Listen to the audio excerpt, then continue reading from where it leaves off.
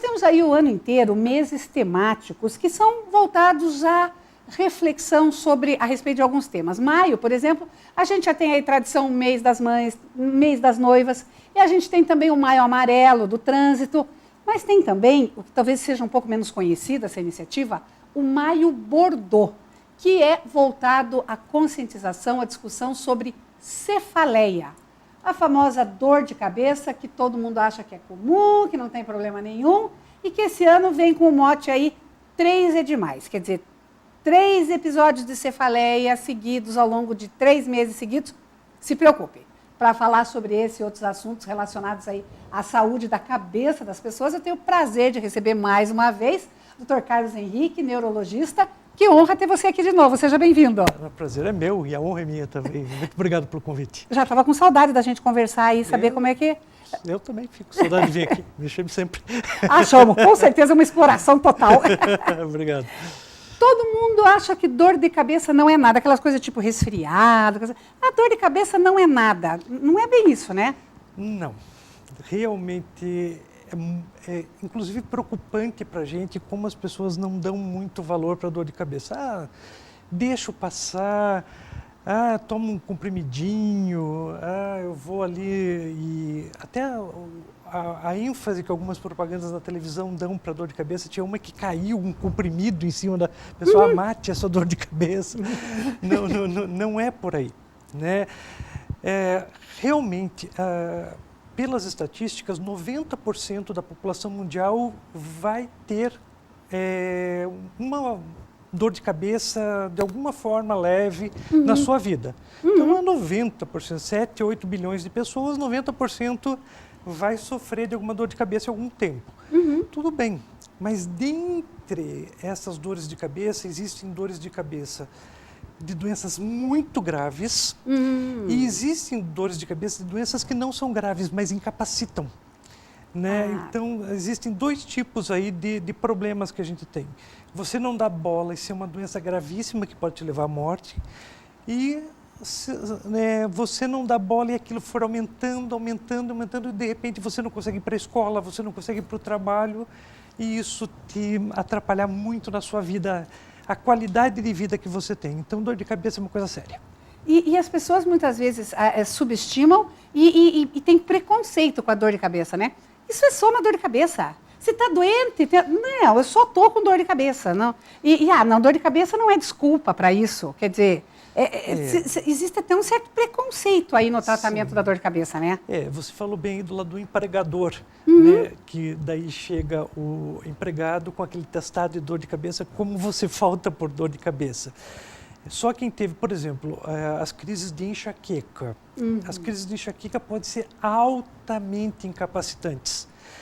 E assim, às vezes uma pessoa não vai realmente trabalhar por causa de uma crise de dor de cabeça, de enxaqueca, e assim, tem vergonha de dizer, eu não vim trabalhar porque estava com dor de cabeça. Uma dor de cabeça deste tipo é muito diferente daquela dor de cabeça mais leve que você pode ter, raramente você passa, às vezes até com repouso ou com meditação, às vezes. Né? Então, assim, existem dores de cabeça diferentes e você tem que entender que tipo de dor de cabeça você tem para dar o devido peso para aquela dor de cabeça. Né? Então, por isso que é importante entender que dor de cabeça você tem. E as pessoas às vezes, eu passei o dia sem tomar café, no final do dia eu estava com dor de cabeça, ou eu comi demais, ou comi de menos, ou estou com fome, eu saí no vento e tal. Tudo isso são infinitos motivos que levam à dor de cabeça? Sim. Então, isso que você falou é muito importante, até para a gente entender como que se trata a dor de cabeça. Porque o ambiente onde a gente vive, isso influencia muito no desencadear, no gatilho da dor de cabeça. Você pode ter as estruturas do crânio, por exemplo, você tem uma dificuldade visual, você tem uma dificuldade respiratória, você tem uma dificuldade de mastigar, né, um entortamento da boca, tudo isso pode dar dores de cabeça que você consegue consertar ajeitando os problemas que você tem, ou até mesmo uma dificuldade da musculatura da cabeça. Bom, então, se você está exposto a algum fator ambiental que altere isso, você só consertar o fator ambiental. Mas às vezes você tem dores de cabeça que são geneticamente proporcionadas, que isso só serve para o gatilho.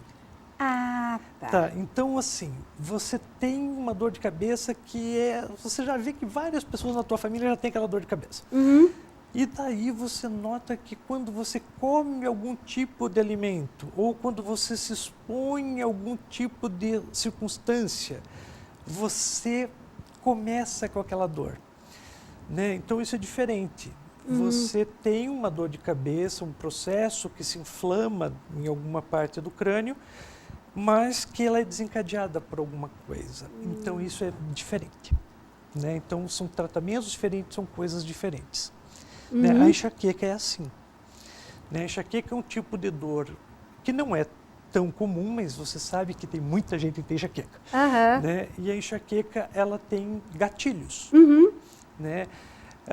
Gatilhos, por exemplo, alguns tipos de alimento, estresse, alterações hormonais. A gente sabe que muito mais mulheres do que homens têm enxaqueca, e a gente vê isso claramente, a enxaqueca no período menstrual, a enxaqueca no começo da gravidez, a enxaqueca quando o filho nasce, né? Então, não é por causa do hormônio, mas é porque essas alterações no corpo, a alteração ambiental, o alimento, a alteração do sono, ou ficar em jejum, faz com que haja uma alteração de substâncias corporais que geram a enxaqueca.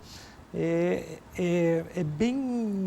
bem diferente de você ter uma dor de cabeça porque tem uma alteração da arcada dentária.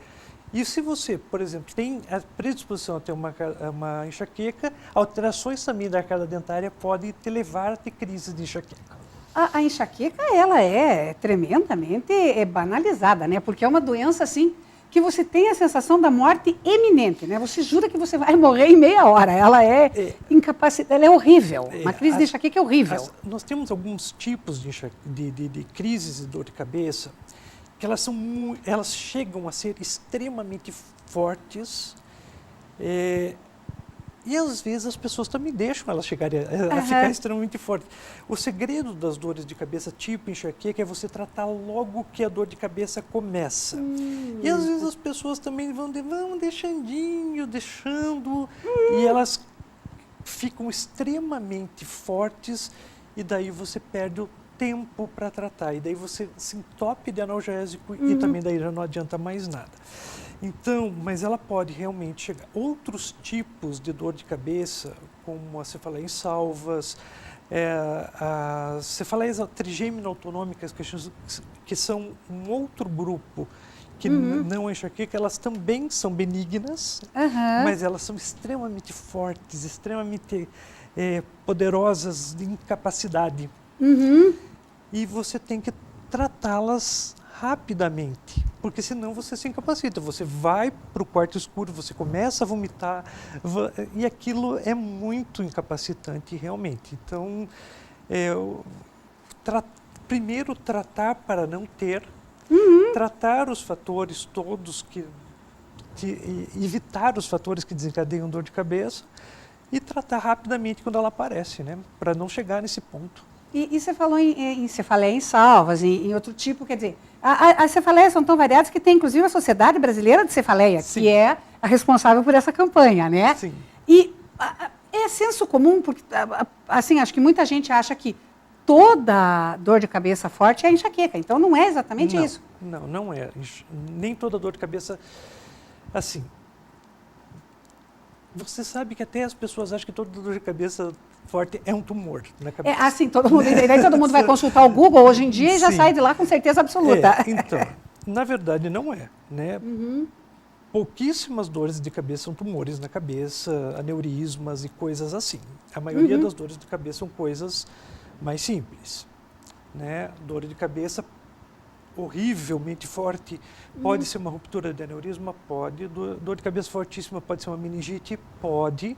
Dor de cabeça fortíssima pode ser coisa grave desse jeito, pode. Mas dor de cabeça fortíssima também pode ser uma cefaleia em salvas, pode ser uma enxaqueca. Tá. Né? Então, Por isso que as pessoas têm que entender que tipo de dor de cabeça elas têm. Dor de cabeça fortíssima não é assim que você tem vários episódios, várias vezes, não é só enxaqueca. Ah, tá. Então, assim, se você nunca teve dor de cabeça na vida e de repente tem uma dor alucinantemente forte pela primeira vez, aquilo dificilmente é uma enxaqueca. Aquilo tende a ser uma coisa mais grave, como uma ruptura de aneurisma, uma meningite, que venha com outras coisas, por exemplo, febre. Então, aquilo, se você nunca teve uma dor de cabeça e tem uma dor de cabeça muito forte, você deve ir ao pronto-socorro, imediatamente. Se você já tem o diagnóstico de uma dor de cabeça que vem, e depois tem mais uma, e tem mais outra, e você tem acompanhamento já porque você tem enxaqueca, aquilo é enxaqueca.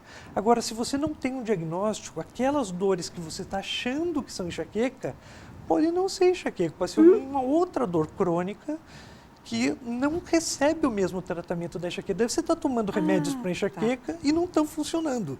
Né? E, muito importante, essas dores de cabeça que são recorrentes, você tem nesse mês, daí tem no outro mês, ou tem nessa semana, tem na outra semana, tem hoje, tem amanhã, elas têm tratamento. Você toma remédios e tem tratamentos modernos que você toma remédio para ou usa remédios injetáveis ou faz vários tipos de terapêutica para não ter, para evitar as crises que são incapacitantes e essas coisas que a gente está falando. Então, é importante você entender o tipo de crise e entender exatamente isso que você me perguntou. Nem toda dor de cabeça forte é enxaqueca. Podem ser mais graves que enxaquecas, pode ser mais simples que enxaqueca e, principalmente, é diferente da enxaqueca. E quem vai poder distinguir isso é só o médico, né? Só o médico. Porque a experiência comum da pessoa, né, ela vai saber que está com dor, mas ponto. Isso é muito importante que você usou a palavra médico, você não usou a palavra neurologista. Né? É isso. A pessoa não precisa ir no neurologista, às vezes a pessoa está numa cidade menor, que não Ponta Grossa, que tem neurologista, e o neurologista não tem em tudo que é lugar. Né? Então, não tem. Você vai no seu clínico de confiança, né? E mesmo você já tem um clínico que você te acompanha, as dores de cabeça, elas são... As dores de cabeça simples, elas são facilmente diagnosticadas por um clínico, né, e diferenciadas por um clínico. Se existe uma dificuldade do clínico diferenciar esses tipos de dor de cabeça, ele pode encaminhar para o neurologista. Né? Então, assim, se você está numa cidade que não tem neurologista, ou se você tem um clínico da sua confiança, um pediatra da sua confiança, porque isso é muito comum em criança também. Né? Então, você vai ao clínico ou ao pediatra da sua confiança e pede para aquele. Se ele acha dificuldade, é um tipo de dor de cabeça muito diferente, é um tipo de dor de cabeça que tem característica muito especial, daí o neurologista pode atuar ali. Né? Então, é isso que é muito importante, que se faça o diagnóstico correto de que tipo de dor de cabeça é. E as crianças, até um tempo, se dizia, a criança não tem dor de cabeça. Criança tem dor de cabeça, sim. Criança tem dor de cabeça dos tipos mais graves e criança tem dor de cabeça do tipo enxaqueca. Né? Tem os equivalentes de enxaqueca, todo mundo que tem enxaqueca está sujeito a ter vertigem junto, ter vômitos juntos, ter alterações gastrointestinais juntos. E essas coisas podem acontecer em crianças. As crianças podem ter, às vezes, até uma dorzinha de cabeça leve, não tão forte que nem a enxaqueca dos adultos, mas ela tem vômitos, elas têm dores abdominais, elas têm tonturas, e às vezes não consegue explicar direitinho para os pais. Então, por isso que vai o médico e diz, olha mãe, você tem enxaqueca, não tem? Veja como o seu filho tem aqui uma dorzinha leve, mas ele vomita e ele tem tonturas. Veja como ele já está ficando igual você. Olha a herança que você está deixando. Então é assim que se faz diagnóstico. Às vezes aquela dificuldade, a enxaqueca na criança pode se apresentar só com alterações abdominais, vômitos. É mais difícil ainda de você conseguir, sim, porque você sempre vai achar que comeu alguma porcaria. Criança não é fácil. Né? Não, né? Criança não é fácil. Né, você falou que essa questão por exemplo, a dor de cabeça que vem de um problema da vista ou de um problema aqui da articulação e tal, Sim. ela vai ter uma solução. Sempre tem solução. Já Sempre tem solução. enxaqueca tem cura?